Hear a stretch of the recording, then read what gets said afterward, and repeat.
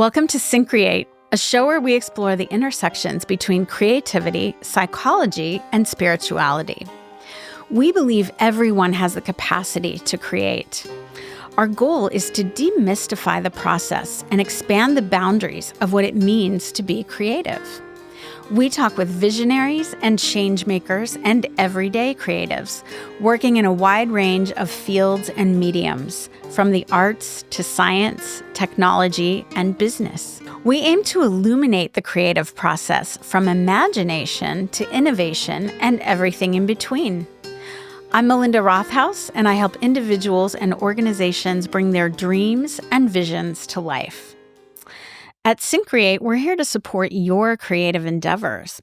If you have an idea for a creative project, maybe a book or a musical project or whatever medium you might be working in, or a new business or entrepreneurial venture, and you're not quite sure how to get it off the ground, find us at syncreate.org. Our book, also called Syncreate, walks you through the stages of the creative process so you can take action on your goals. We also offer resources, creative process tools, and coaching to help you bring your work to the world, including a monthly coaching group that will be starting up in 2025. So check the website for more details. We'd love for you to join us. So my guest today is John Kane. He's an actor as well as an integrative wellness psychologist and coach. He's the founder of Acting Out of Character, a training program and workshops for turning acting skills into people skills. He's also the founder of See Beyond the Obvious, Being Your Best Self. And he was a colleague of mine at Saybrook University, where we both did our PhDs in creativity studies. So it's great to just reconnect. And John, you've got a radio show now also about how music shapes our lives. So highly creative person wearing many hats. That sounds familiar. So there's so many things we could kind of talk about today. But first of all, just welcome to the show. It's great to have you. Yeah, thank you. I really appreciate it. You did forget one thing, though. Oh, tell me. What is it? I like to sing karaoke. Karaoke. Okay. I was told a while back that I sound like Jim Morrison. Oh, nice. And I didn't know that. And I didn't start singing till I was 50. Oh, wow. Yeah, so I'm like ancient now. But I was in a band and we didn't have a singer. And the lead guitarist said, it's really hard for me to sing, or really hard for me to play this stuff. And I'm a drummer. And I said to him, well, I could sing it, but I don't think I can sing. Huh. And so I swung a mic over and I started singing. And I'm not tone deaf. I found that out. And what happened as a result was I started to strip. I understand that you sing and Yes, you play. And do you understand? Yeah. And I began to realize I started to strip out my voice pretty fast because I didn't have a technique. Oh, yeah. But then I took voice lessons. And anyway, I go to karaoke kind of to stay in shape because I'm not in a band anymore. And it seems as though people give me good feedback. They like it. And that's, to me, that's like the whole point behind entertaining people, is that you entertain them and it's not about yourself. And it's fun. It's fun to do, just to do it, right? Yeah. Singing makes me happy, Yeah. But yeah, it's just a pastime. But I mentioned that in joking because that's kind of like a side note. Just another creative outlet. I love that. Yeah. And I like I said, I really appreciate the fact that I know that you play bass, don't you? I'm a singer-songwriter and bass player. Yep. Yeah, you don't find too many bass players out there. Not They're hard too to find. Yeah. And female singing bass players. So yes, I enjoy being that anomaly. Yeah. So do you play in a band right now or no? Yeah, I do. I have a group of musicians that I play with here in Austin. We're currently trying to find a band name, which is like the hardest task in the world, to get 5 people to agree on something. But our working name is The Company. So we'll see if that sticks. But yeah, it's been really fun. I'm working on some new stuff, going into the studio, recording some demos. So that's been really fun. Yeah. Fantastic. Yeah, so thanks for asking. But Oh, I really want to dig into the workshops and the trainings that you do utilizing your own acting training is helping other people, including people in companies and organizations, to kind of learn acting skills in order to parlay those into interpersonal and communication skills. And mhm. so I would love for our audience to hear a little bit about how all that works.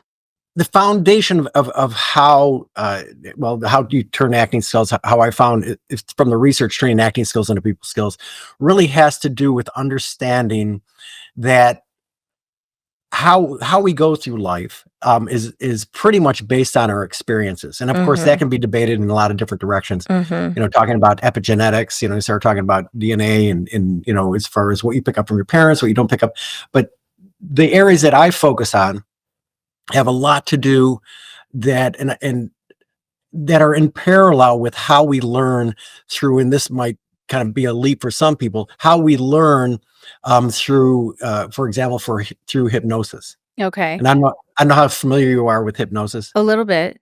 Okay, well, the in the hypnosis that I'm talking about is a technique from Milton Erickson, which has a lot to do with using your imagination, and it comes down to relaxing and then seeing yourself in a situation and then carrying out whatever it is through your imagination to have that experience. Mhm. um, and the key thing in hypnosis is that you're relaxed and you're really open to having a new experience, because the mind doesn't know the difference between imagination and reality to some degree. Right. And so in hypnosis, you're taking on the experience through your imagination, and your mind thinks that, wow, you actually had that experience. Mhm. And the whole idea behind hypnosis is, if you're focused and you're really into it, is that after the experience, you come out of it and you go, I feel better than I did before about this fear that I had up until this point. Uh-huh. Now I use that as an example of what I do, because in translating acting skills into people skills, it has to do with creating, a lot of which came out of the research, creating a safe environment. That's the Yeah. first thing. Mhm. In hypnosis, your safe environment is your mind, and when you're relaxed, you open up, and as you, I'm sure, already know, when you're relaxed, you become more creative. The neurotransmitters start firing, and your endorphins are going. All those neural pathways go whoa in every direction, and hopefully, right, Woohoo! you you get into a state of flow, maybe. Yeah. But anyway, in the turning acting skills into people skills, we do exercises, acting exercises, to build up to a point, and then we do role play. And kind of fast forward, I ask participants to select somebody that it could be anybody in history, could be an actor, could be anybody, could be a parent, could be a friend, anybody, and write down the attributes that they have, write down the qualities that they have. Mhm. And they could be a number of different things, like, I know, person has a strong sense of perseverance. They're strong-willed. They have confidence. They see things in a very animated way. They're free spirit, whatever it is. And then possibly research on their own, or we can do it together, as far as somebody in history, or who this applies to. If they can't find anybody, but find somebody that has these qualities, Mhm. and then create a role, and then create role play where they step into that role and they try out those experiences within that person and within themselves. As I like to say, you're being somebody else while you're still being yourself. You're pretending to be somebody else while you're still being yourself. The whole point is that you're having a new experience as this role. But the interesting part about human beings is that when we even simulate characters, it can change us in that Yeah. process, because we align it with, okay, I just had an experience. I like it or I don't like it. Uh-huh. And it strikes me that in trying on these different roles or these different characters, we begin to embody those characteristics that you mentioned, whatever it is, perseverance or free-spiritedness or whatever trait or characteristic that we maybe want to bring more into our own being. And we get to sort of try that out and see what that feels like in the body, maybe like gestures and facial expressions and posture so that maybe we feel more confidence in expressing that trait. Exactly. Exactly. It's the old saying of fake it till you make it. Yeah. Uh, Yeah. the interesting part to me is that, way before we had the internet and everything else, when we learned in a different style of learning as an apprentice, even for example, as writers, 100 years ago were like looking at other writers Mhm. and then trying to adopt a style and then, work it along as far as into their own style and then suddenly being their own person, having their own style. Sure. So that is kind of like the principle that I'm talking about is that as far as you try on different things and you see if it matches up with whatever talent or skill that you have. I mentioned this in a past interview, and I'm a big fan of Sylvester Stallone and his Mhm. history, in the sense of he's somebody that has persevered from the beginning. And I've seen him in interviews. There's other actors I love: Robert De Niro, Jack Nicholson, Meryl Streep, and they all have qualities that I have actually visualized in self hypnosis, and that I know that would be good for me, but Mhm. for what I'm doing. But I mentioned Sylvester Stallone because he's been very athletic his entire life. And I go running every day. And sometimes when I think about when I'm running, if I feel tired, I think about, him and Carl Weathers running down the beach, Mhm. in Rocky 3. But I say that because everybody has this at their fingertips. Yes. And it's really a matter of if you're using it or not. Yeah.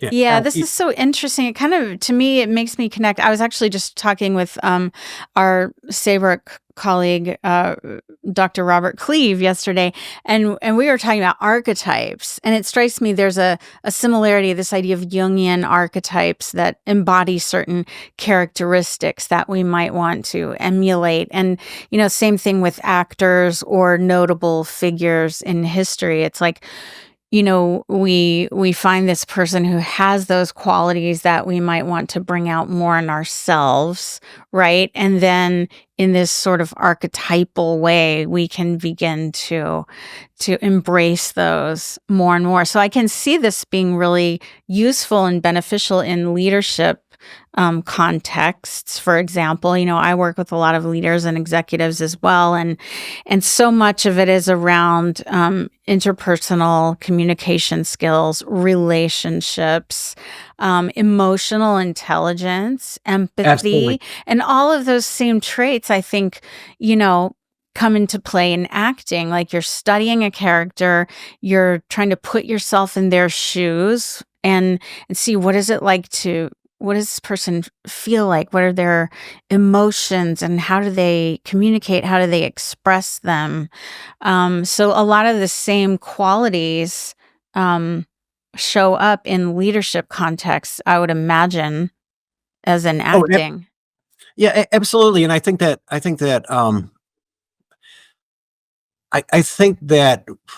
yeah, I'm trying not to step on any toes, in saying what I'm about to say because I get so passionate about what I say. Then I go, well, not everybody thinks that way. Right. Um, I think that sometimes we can be short-sighted in understanding how we're communicating with people. How so? Are we really connected Mm-hmm. in those, to the other person? Yeah. Are we managing our emotions? Yes. Are we controlling? And that's a big thing in acting is controlling your emotions. Just going through exercises suddenly, which is one of the reasons why I did the research, is because I realized I was managing my emotions better when I was put in a situation where they said, "Well, you're gonna have to feel this way."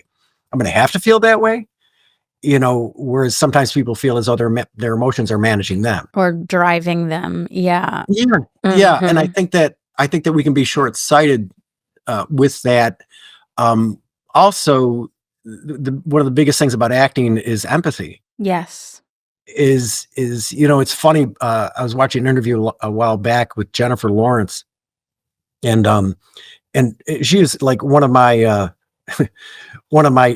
should say defenses when people say I can't do that, I can't act.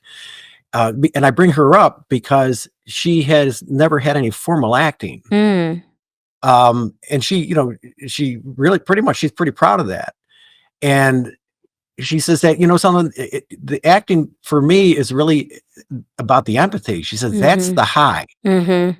Is if you can understand where the other person is coming from and be that person, or find it in yourself to be that person. Yeah.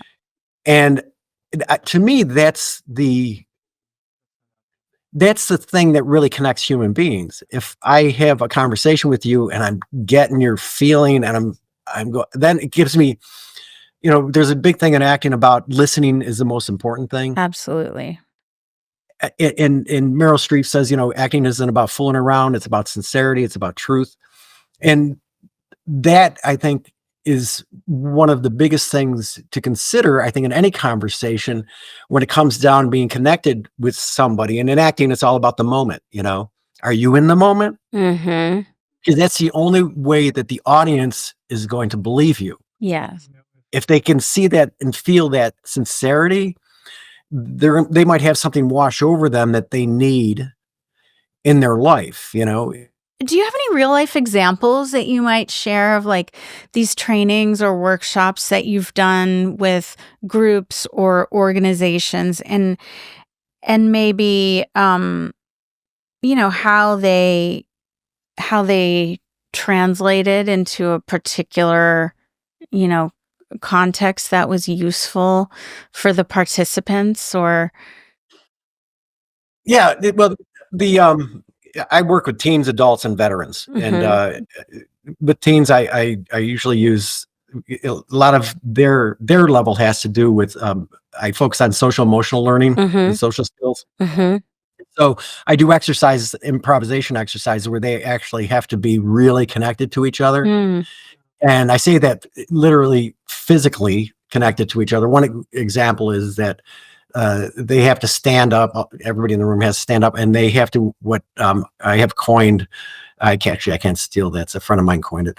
Um, a Viking handshake, Okay. which is basically they have to take hand to forearm on each other and crisscross on both sides like this. Mm. They have to face each other, and then I give them a number of different things to talk about with each other, or learn from the other person. Like, say, I want you to teach this other person something, and I want the other person to respond. And the whole time they're so close, it might be uncomfortable. Mhm. But the whole point behind the exercise for them is understanding the feeling of what it really is like to be connected Yeah. to someone. And hopefully that translates that, as an experiential exercise, it translates into how they feel next time they have a conversation with somebody, that suddenly they're, wow, I'm really connected to this person. Mhm. Yeah. Um, and that's just one example for teens. I mean, I do other exercises with them, but the most recent one is with this corporation that I did, and they're worldwide, and they have communication issues within their company, and the morale is down. And one of the biggest things was when I went over to visit, and many times I go to companies just to get a preview of what's going on. Mhm. Uh, I realized that the environment was so quiet. Uh, Interesting. it's a manufacturing company, but when I talked to the rep over there, she was telling me it's always like this. People don't talk to each other, Hmm. and they say they have communication issues, and yet they are they appear on the outside to be a company that dots all their I's, crosses all their T's, but they're very sterile. Hmm. And a lot, it seems as though they're trying to do the right thing, but it's almost as if they're missing the human factor in it. Yeah. Like we want to get this many widgets out. That's the point, Mhm. you know. And at some level, at some surface level, we want you to be happy, but make sure you get the widgets out. Right. Bottom line. Yeah, I mean, I'll give you an example. Every desk over there is clean. Mhm. Nothing on anybody's desk, and they have drawers that have to have specific things in them. Hmm. And they're allowed one drawer that has personal stuff that nobody will look in, but they will come through and they'll check everything else out. Now, I mention these things just to give you a picture of maybe why people don't connect. It's the influence of the environment on Yeah, them. certainly. Um, Yeah, it's very structured, which I have no problem with structure, but it's very strict. Mm-hmm. And they brought me in because they said, we want our people to connect more. So I went in and I did some exercises with them. I had some in this conference room, and then I had some which were worldwide on Zoom. And we did these exercises where they would have to connect, improvisation exercises, gibberish exercises where they have to pay attention to emotion in the other person. Or I like the 3-sentence exercise where they get up and you tell them, okay, you have 3 sentences to start a story. It has to make sense. And at the end of those 3 sentences, somebody else is going to step up and continue what you said. The whole story has to have an ending, though, but you have to stay consistent with what is being said. So the exercise is really about listening to what somebody else is saying and then adding on to it in improvisation. It's called yes and. Yeah. But this is just another example of that. Now, I say all this because I call these acting exercises, but to me, you don't have acting exercises without life teaching those exercises. It's almost as if I look at it as, I'm reading this book right now, not to plug a book, but I'm reading this book right now called Stolen Focus. Okay. It's a great book about how we are losing focus. Based on a number of different things, from the internet to environment to whatever. But one of the biggest things that is mentioned in the book is this understanding that we have created a problem and now we have to create a solution. And he talks about a lot of different things. And that to me is kind of like, we used to be more connected as a society. We'll just say America, let's say 60 years ago, 70 years ago. And then we moved away from that. And then, we begin to look at, okay, why do we move away from that? Well, we're not really learning anything new. We're just relearning what we already knew. Sure. If that makes sense.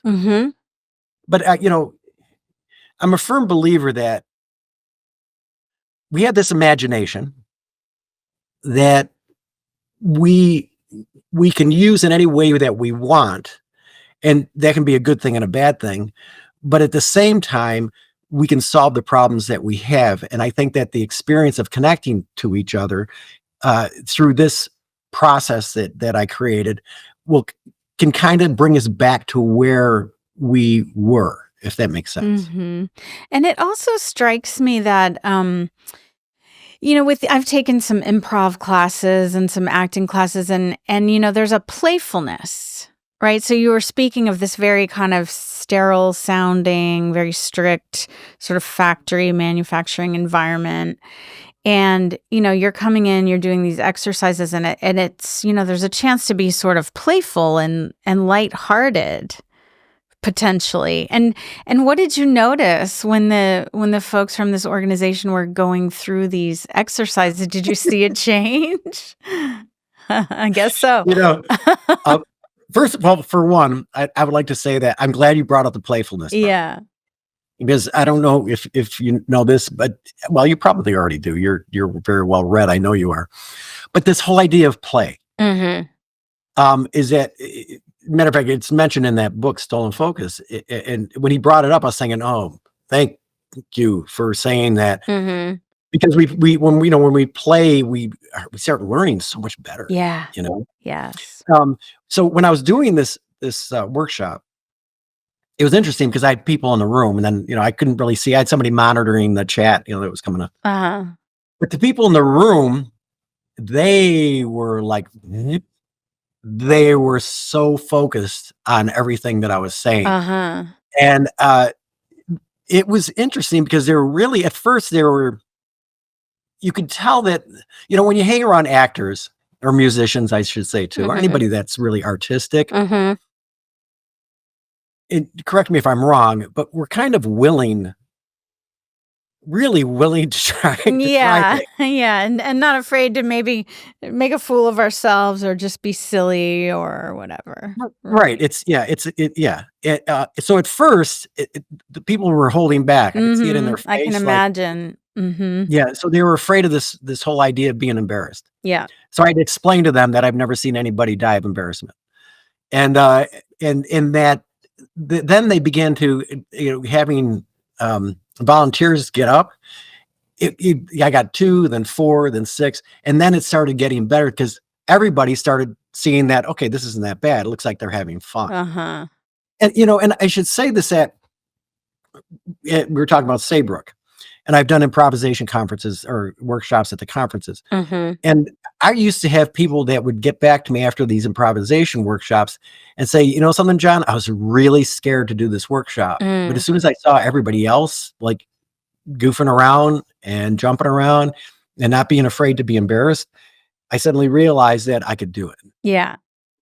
And I felt so much better about doing it. Mm-hmm.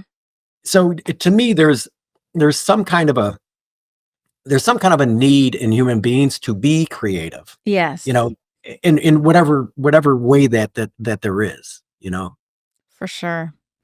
I love that. So I'm curious, how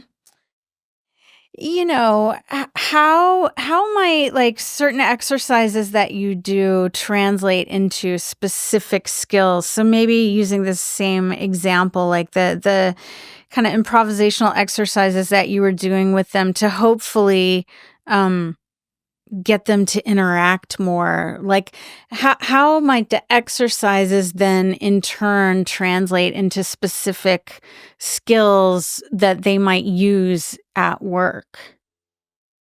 Well, I mentioned briefly the gibberish exercise. Um, gibberish is basically, it's not a language, so it's more like sounds. Yeah. And so the whole point behind the exercise is to get 2 people together, and you pair them up and have them try to get a point across to the other person. It's like a really it's like a really obtuse form of charades. Yeah. And the thing that I like about it is that it's not only fun, but it's funny. Yeah. And it gets 2 people laughing during the whole process. It's almost like learning a new language, Mm-hmm.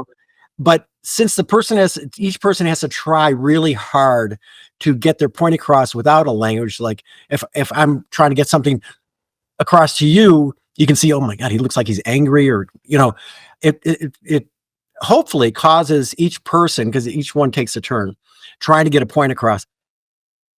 Hopefully it causes the person to focus more on the person's feelings rather than on what they're trying to say. Mm-hmm.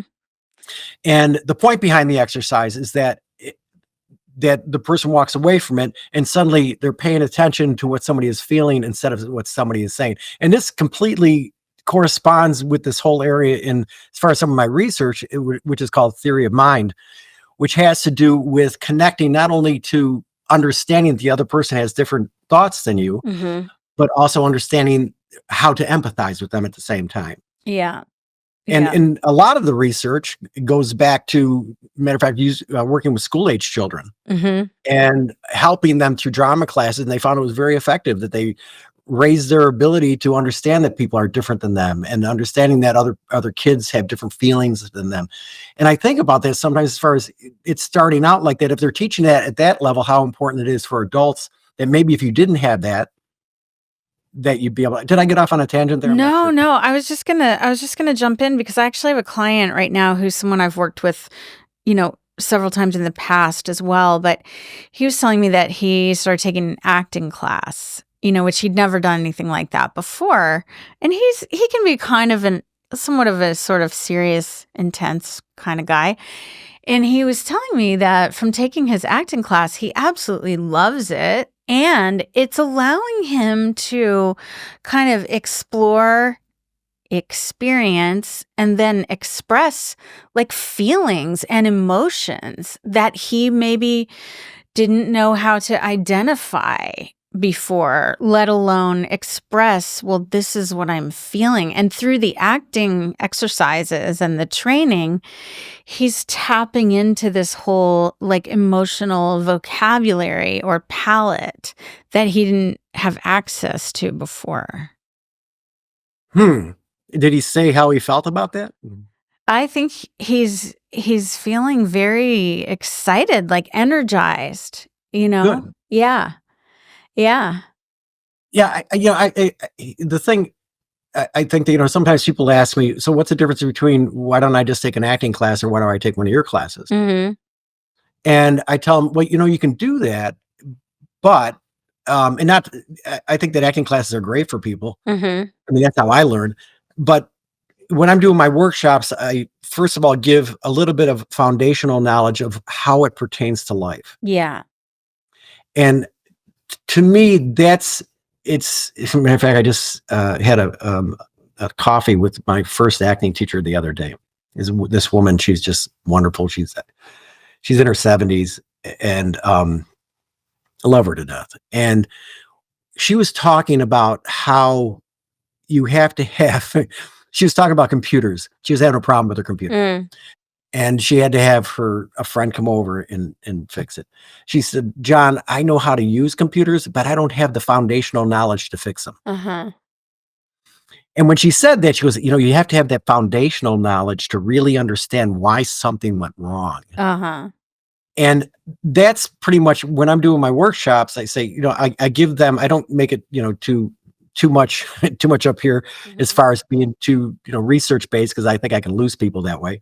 But I find that if you can give a certain why, and then you can talk about the implications, Mm-hmm. then people go, "Oh, okay." It's like describing food to somebody. Well, this is how it tastes. This is what goes in. Okay, I'll try it. Now Yeah. that you told me that, Yeah. right? Right. So I say that you were mentioning as far as this person doing the acting classes. I think that in part and the reason why I asked you how they felt about it, Mm-hmm. because I immediately went to how I felt when I first started taking acting classes. Uh-huh. And I remember my second acting teacher saying to me, because I couldn't do this one part, it was too emotionally challenging for me. Hmm. And he said to me, "What are you afraid of, John?" Good And question. he didn't want to know, because he's not that kind of an acting teacher. Uh-huh. But when he said that to me, I thought, "Oh my gosh, he's right. Why am I afraid?" Uh-huh.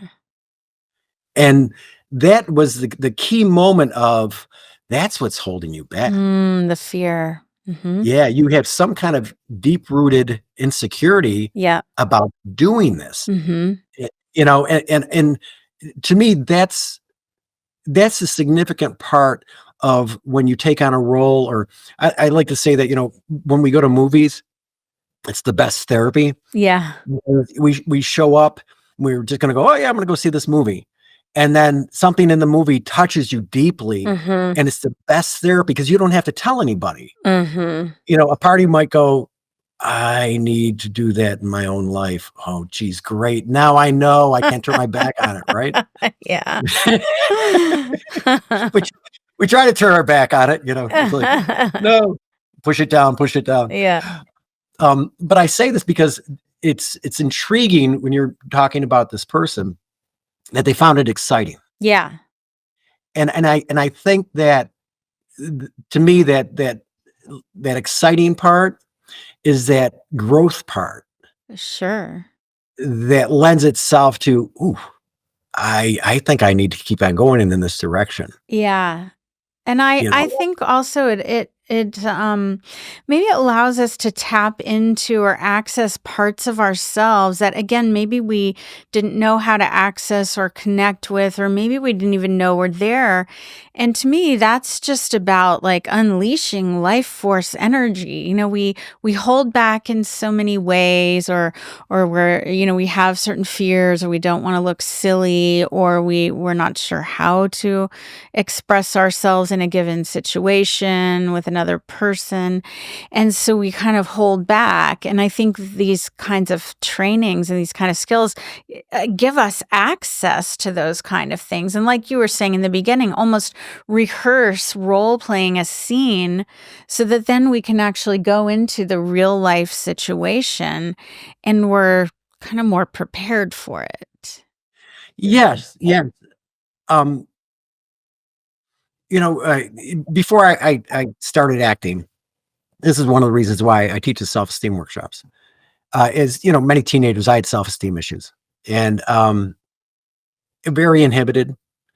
Uh, and it's interesting how our sense of self-esteem affects our insecurities, Mm-hmm. our fears to do things.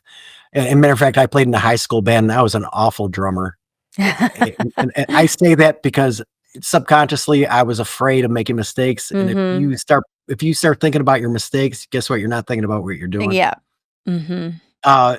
But I look back on my life and I think it's interesting how we will create circumstances that suit our insecurities.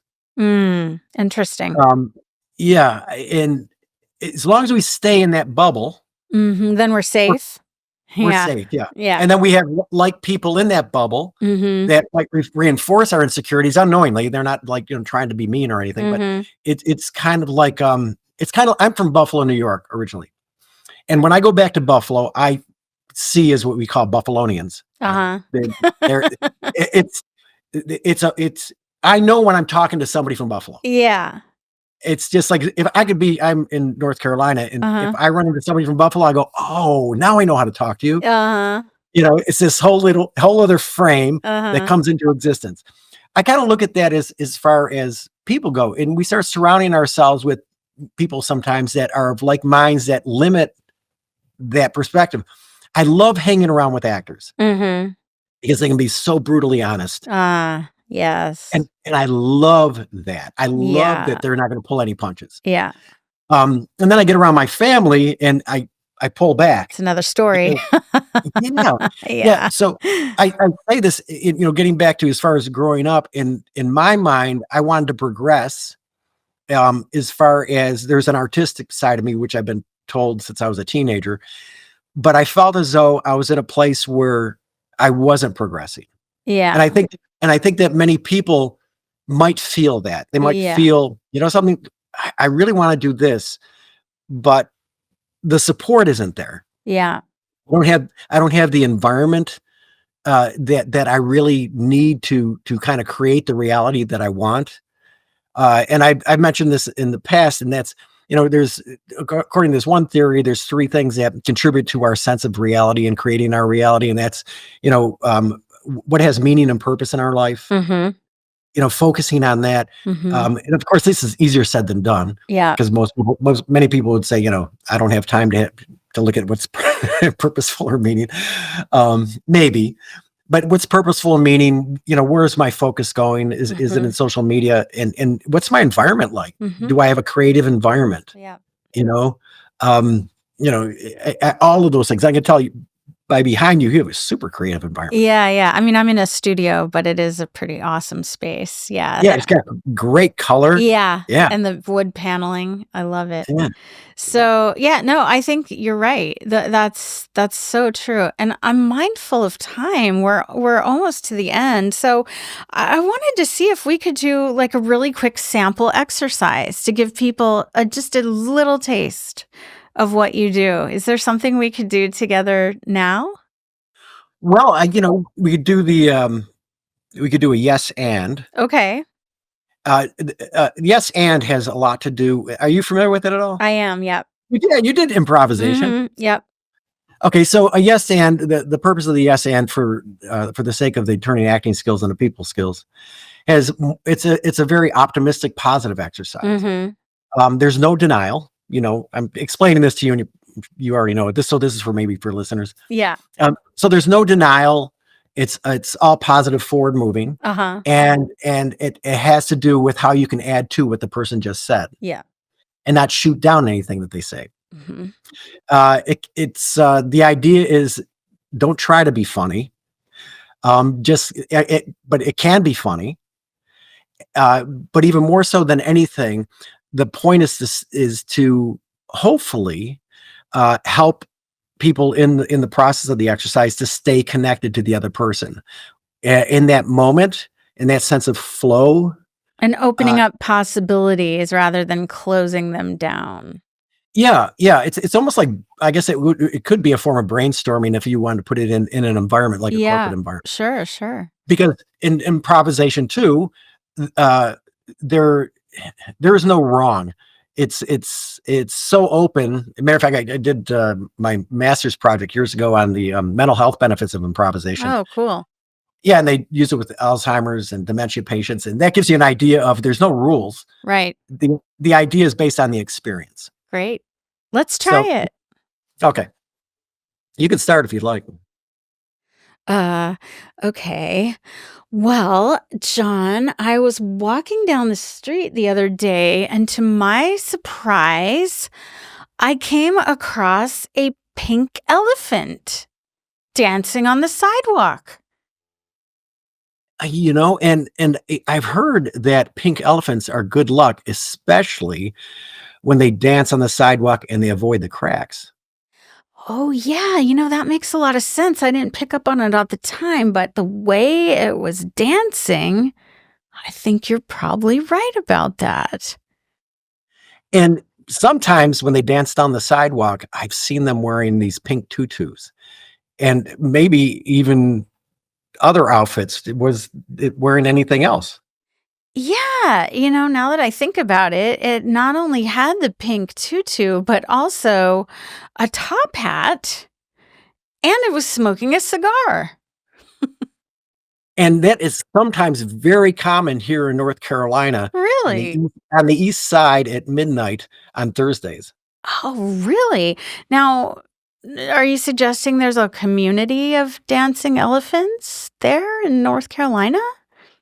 As a matter of fact, I've seen them so often that I think there's gonna be different neighborhoods. And the Really? really nice part is that they are beginning to be welcomed by blue elephants. Oh, that's nice to hear because I've heard there's a little bit of a rift between the pink and the blue elephants. So And they're getting along nicely as far as I know. beautiful. Okay. Well, that was fun. It's just fun to get into that very playful space. You So know, thank and I know we're short on time, but I wanted to say something, and that's that the more you carry the story on, the more there becomes a theme that yes. you can go back and look at how it's pertinent to your life. And I think that's the part that I enjoy the most is that the creative aspect of it is common in being human. Yeah. And if you can lift something out of that, I took in my undergrad many years ago, in a creativity class, my first brainstorming exercise. Uh-huh. And I remember like, 30 students sitting in a circle and there's a problem. And they said, okay, you have a pad of paper in front of you, write down the solution. I don't care how crazy it is. And all these students throwing these pieces of paper in the center. And then teacher saying, I want you to go in the middle now and take a piece of paper out, make sure it's not yours. And I want you to add to that idea. Mm, yeah, And, and I say this because I think that there's possibilities everywhere. for sure. For sure. And we know from the creativity research in organizations that often, there's a problem and people are trying to find solutions to it, but they try to move too quickly to one solution rather than exploring all the possibilities. And so they might overlook something that's truly innovative because they're just trying to get to the solution. One of the things is that really helps me is what is the stupidest thing I could do? Mm, And I say that not in a negative way, but in a way that I think it's stupid. I have a friend of mine, this is the other day, I have a friend of mine that says something and I'll be like, that sounds absurd. But then it causes me, and I think it has a lot to do with our specialization. hmm It causes me to say, you know something, John, you don't know it all. Right. That may sound absurd to you, but Mhm. maybe it's the thing that you need to look into further and may Yeah. be totally absurd to you right now. Mhm. But it maybe sounds silly, but let's pick that apart a little bit. Yeah. You know? Yeah. I I love couldn't that. agree with you. It has that as far as thinking to yourself, "Wow, I don't have the answer just yet," Mhm. because my gut says I don't have the answer. Right. Right. I love that. So I like to end each episode with what I call a creativity pro tip that people can kind of run with and try out on their own. So I think we've got a lot of A lot of possibilities, but I love this idea of taking the yes and exercise and just whatever you encounter in life, whatever situation or person or conversation, rather than just saying, well, that's ridiculous or that's impossible. There's no way we can do that. Or, we sometimes have this like instant reaction of like, no, right? But instead, try working with that yes and, in your next conversation, in your next work interaction, whatever it might be, just trying to go with the situation rather than sort of resisting it. Yeah. Yeah. And if I could say something about that, I think that, well, I've come across research that says, as human beings, we have a tendency to, and a lot of it has to do with a protective response. Mm-hmm. We have a tendency to judge because it's evolutionary. Okay, I'm protecting myself, so I'm going to question this thing. Yeah. So it might feel uncomfortable in taking it forward instead of saying to ourselves, yeah, I don't believe that, or reacting to what somebody says instead of responding to what somebody says. Yeah. I love that. I love the yes and. Yeah, I think it's applicable to so many situations. So, well, thank you so much, John. It's just flown by. Loved our conversation. And so if people want to find out more about your work and all the things that you're up to, of course, it's my pleasure. I'm so glad this worked out. How can people find you? Well, you can find me at hello@actingoutofcharacter.com. Okay. That's one area. And there's also my coaching website, which is mycoachnow.com. Okay, great. Yeah. And you have a website for acting out of character as well. Yeah, I should say, I should have said that first, right? Actingoutofcharacter.com. Okay. And that's where you find the workshops and background information. Also, the previous radio shows that I did and other interviews, and I'm hoping maybe this interview might be on there too. Yeah, definitely hope so. We'll definitely link to your sites, and you can link back to us. So I wish I was in Austin. I'd come jam with you. I know. One of these days we'll do it. All right. Yeah. Thanks so much, John. You're very welcome. Thank you for having me. I'm honored. Of course. Find and connect with us on YouTube and social media under Syncreate. We're now on Patreon as well. If you enjoy the show, please subscribe and leave us a review. And we'd love to hear your feedback on the show, so please reach out to us anytime at info@syncreate.org. We'd love to hear your feedback. We're recording today at Record ATX Studios in Austin with John joining us from North Carolina. The podcast is produced in collaboration with Mike Osborne at 14th Street Studios. Thanks so much for being with us, and see you next time.